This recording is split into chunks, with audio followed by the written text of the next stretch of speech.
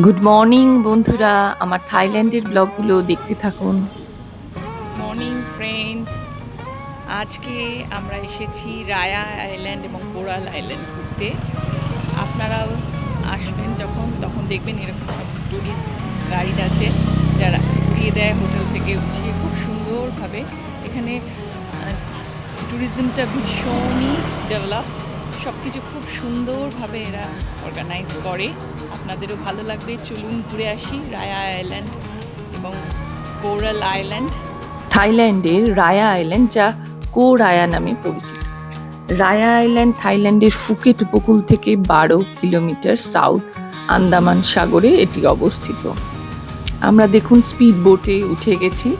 Speed বোটে দেখতে পাচ্ছেন সারা পৃথিবীর বিভিন্ন প্রান্ত থেকে আসা সমস্ত মানুষ রয়েছে।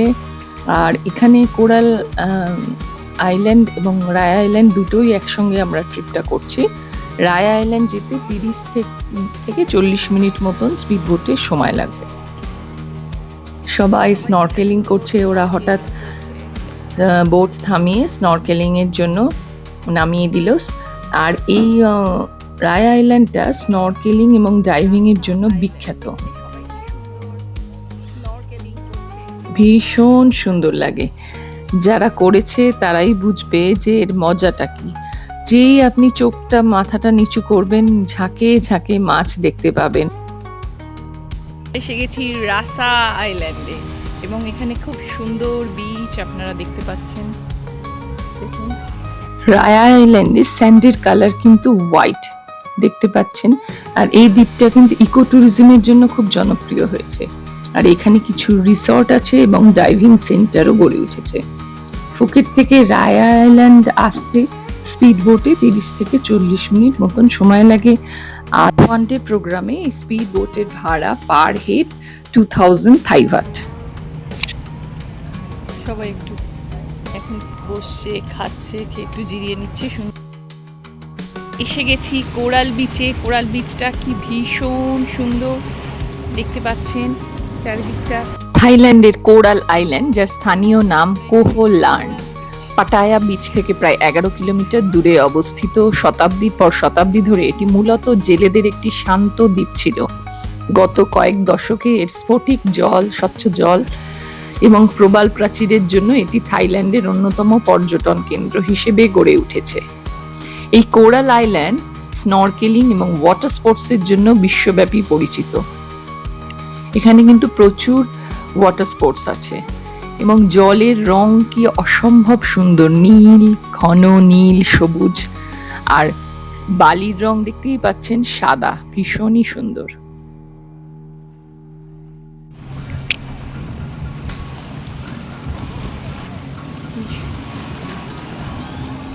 নীল সবুজ জলরাশি দেখা যাচ্ছে এখানে। এই বিচ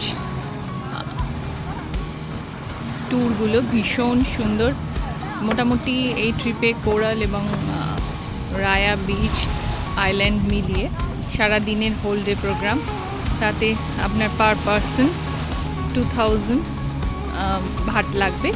তার মধ্যে যদি আপনি একটু বার্গেনিং করে নিতে পারেন তাহলে কি এই ট্যুরগুলো ভীষণই ভালো। আপনারাও সবাই আসতে পারেন। এখানে খুব সুন্দর এই সমস্ত বোটগুলো।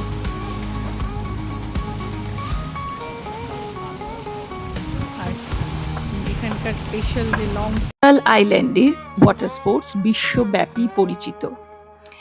এখানে parasailing, diving, banana boat, boat diving, clear kayak, বিভিন্ন রকমের ওয়াটার স্পোর্টস আছে। এগুলো একটু এক্সপেন্সিভ, আপনাকে একটুখানি বুঝে শুনে চড়তে হবে।